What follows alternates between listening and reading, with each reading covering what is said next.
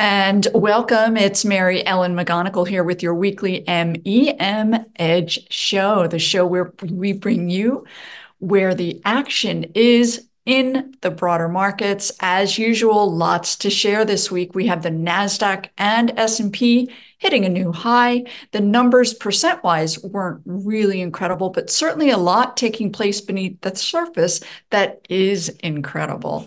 And from here, let's go ahead and take a look at some of those headline news that drove price action last week. And we did get some housing data at the beginning of the week. New home sales did inch higher. We had other factors last week as well, such as interest rates receding a bit. I'll share with you why. And in turn, we did see housing stocks get quite a boost.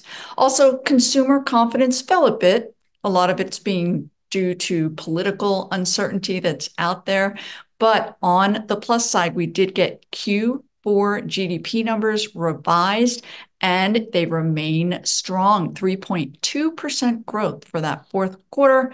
And last up, we did see core PCE data. This is the Federal Reserve's closely watched inflation metric, and not a lot by way of surprises. And the markets took that as good news, anticipating rate cuts as we progress further into the year. And again, I did talk about interest rates receding. We'll get into that as well. Before I jump in and share with you the broader markets, I want to thank everyone for their well wishes.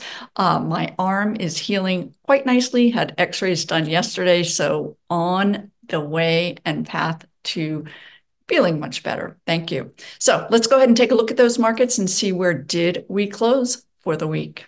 And here we are with the daily price chart of the S&P 500. And I mentioned that it did hit a new high in price this week. A lot of that having to do with today's sharp 1% rally, or almost 1%. We can see with that the metrics relating to momentum are in positive territory, that RSI and MACD above net neutral 50 and generally trending higher.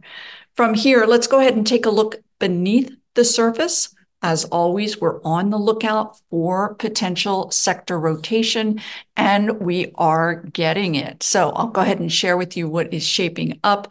This is a 2-month daily price chart view of the 11 sectors in the S&P 500. I've added a relative strength indicator, and they're sorted in descending order. Those of you that watch the show regularly, welcome back.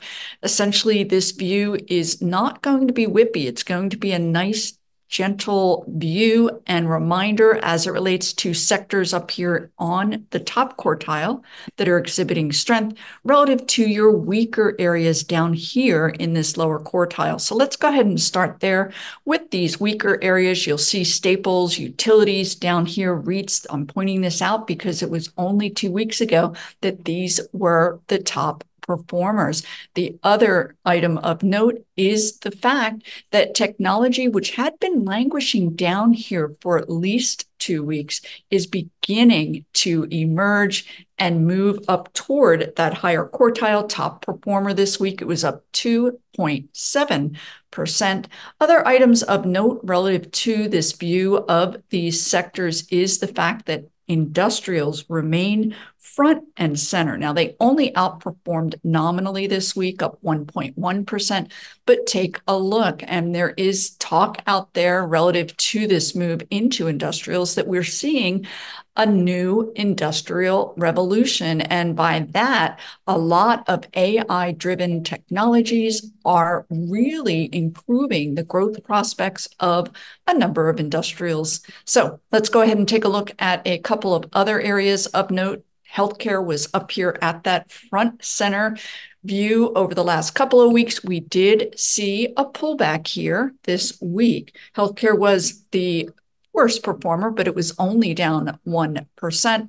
When I see this type of price action in a leading group, I am going to be all about uncovering those names that have pulled back, but have excellent fundamentals, and you can then buy the dip.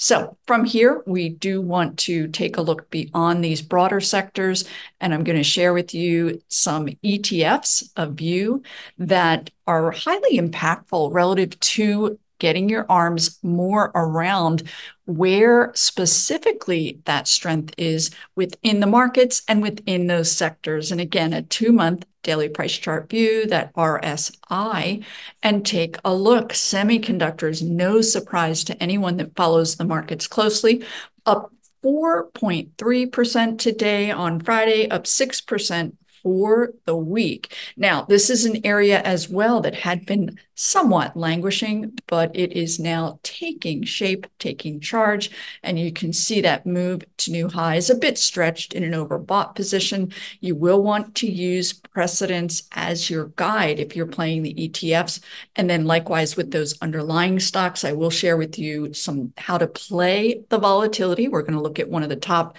names and biggest movers in semiconductors this week as we move through. Up here at the forefront, Homebuilders. I talked to you about this last week. I did share with you Toll Brothers and DFH, another name that really had a good week.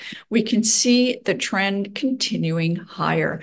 Of note, when you're on the lookout for these sub-industry groups moving into new uptrends, keep your eye on this MACD. It's really going to give you that confidence that a new uptrend has in fact shaped up.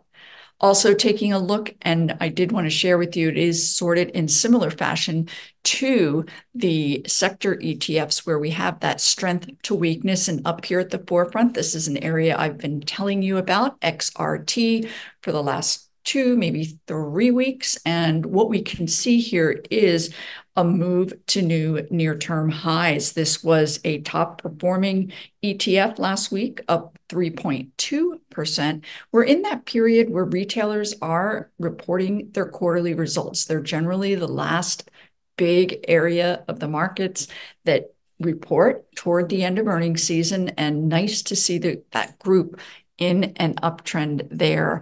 Also on the move last week, small cap stocks. This is the Russell 2000 index, up 3%. You can see that nice base breakout forming, but also of note, and I pointed this out last week, is that MACD black line up through the red crossover, really confirming that nice uptrend in those smaller cap stocks. Now, as we move through, you of course will want to be aware of those weaker areas. Bank stocks continuing to languish. KRE, we did have a New York community bank down quite a bit today on a write-off, which in turn did impact some of these other bank names. Not an area that you want to be overweighted. And then on this negative or certainly declining area, we want to see the 10-year yield, and that's what we're looking at here. You can see a lot of that decline did take shape today, and we are still above that 4% level, but it is certainly constructive to see those yields in a downward trending phase. Also of note, software. This is an area among tech and among growth that I follow very closely, because when the group gets going, you can really experience some outsized moves. Now, this week, we are seeing a move in software names up 2.6%. But as many of you may, and those that follow the stocks in this area, there are over 350 software names. You'll know that it is not all well. There are areas, I talked about this last week with Palo Alto and cybersecurity stocks, bumpy ride to say the least. There are winners and then not so great names in that area as well. Now, from here, I do want to share with you first up a view of the S&P 500 stocks and their year-to-date performers. This is something you can access very readily here on Stockcharts.com, not just for the S&P. There are any number of indexes if you want to get your arms around where those outperformers are. Oftentimes, those big movers were really into only the 3rd month of the year. Depending on backdrop dynamics, they will often go on to continue to lead as the markets continue to show strength. So what I did want to share with you among these top performers in the S&P 500 year to date. Taking a look now, Constellation is an outlier here. The stock was up 26% this week. So we can take a look. Certainly it's there, but beyond that, taking a look at NVIDIA, Meta Platforms, AMD, and Eli Lilly. These are the top 5. And what I wanted to share with you is the fact that they are also top members of my suggested holdings list with my MEM Edge report. And also of note is the fact that we did get into these stocks quite a bit earlier, certainly, than year to date. So here we are with a daily price chart of NVIDIA. Suggested throughout last year, despite the bumpiness, that long-term investors stay with the stock, and then added the stock again back here on this uptrend and identified it as a strong buy in the beginning of this year. I'm highlighting this because for those of you not familiar with my twice weekly MEM Edge report, you can use the link below. I have a very good offer as it relates to those that would like to take a look at that report and those stocks that are really outperforming. The list has on average 14 to 20 names. So when selecting 5 of those top winners, it's not among 100 stocks. It's going to be very, very selective. And then throughout the week, identifying specific buy points. One other item I did want to share with you this week is volatility and how you can potentially participate or use that volatility to your advantage. So let's go ahead and take a look here at an intraday 1-hour price chart of the S&P 500. Now, this does not come highly recommended. It's not something I do, certainly on a regular basis, but for educational purposes, just wanted to highlight, here we are coming into the beginning of this year. Many of you may remember that pullback we had in that first week in January, and then again toward the end of January. The bottom line is that while we are in a nice uptrend with the S&P 500 hitting new highs, it has been a bit of a bumpy ride. Many of these pullbacks due to interest rate fears, certainly fears relative to NVIDIA's earnings last week, pulled the markets back. But that is what is taking place in the markets. From here, let's go ahead and take a look at AMD, one of the top performers. And I'm sharing with you, actually, I want to take us to an intraday chart and share with you that same 1-hour view so that you can take a look at the certainly volatility that we've experienced this year. And as always, the markets are going to have a tendency toward volatility, but sometimes it's going to be a little more swift and a little more certainly daunting by way of potentially shaking individual investors out. So with AMD, we're looking at an intraday chart. So 2 ways that you can look at this. So with AMD, we had that nice move into the stock. We've had this nice uptrend, but let's take a look at what took place at the end of January. And also of note here, when using this intraday chart, this is going to be for more active, shorter term traders, because as we move through this exercise, I'm going to drill out and we'll take a look at longer term charts that can really be quite helpful as well. But when looking at this intraday, if we see that RSI break into negative territory, and we have the stock breaking below these 5 and 13-hour simple moving average, that could be a good indication of further downside ahead. But you can see how you really would have been whipped around even using a sound strategy such as that. Likewise, on the plus side, as we get up above those moving averages and get that MACD crossover. So from here, let's go ahead. I want to share with you a daily price chart and highlight what you may already know is that this daily chart is going to keep you out of that choppiness that is inherent in some of these bigger,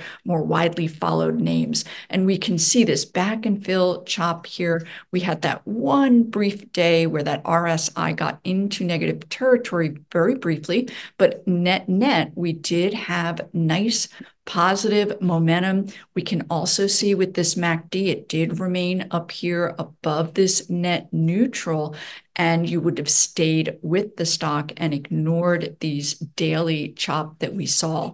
Also of note with AMD is how really stretched and overbought these conditions got for this particular stock going into the beginning of this month. RSI overbought, MACD in the upper reaches of its territory. So it was due a pullback. Now, when we have this period of consolidation, whether it's a pullback or back and fill, it really is an ideal setup because it is a period of consolidation that is setting the stage for another leg up. Now, hindsight's always 2020, but this is something I've been writing about in my report, that when we get this black line up through the red, that is going to signal a new uptrend. Now, from here with AMD, let's take a look at one other view that could be and is often for long-term investors a wonderful way to really just block out that daily volatility and even intraday so that you can stay with the stock. So with AMD, if we look at this particular view, that month of February is a mere blip. And then we have, of course, going into March, this nice uptrend. But at the end of the day, your RSI is up here above 50 in positive territory. And then likewise with this MACD. Now, we're certainly entering into an overbought position. I'm going to be digging into that in my report this weekend and sharing with you some ways that we can really stay on top of this stock and know when to potentially lighten up. But at the end of the day, we're in good standing at this time. And that's it for this week, everyone. I hope you have a fantastic weekend. I'm going to look for you here again next Friday.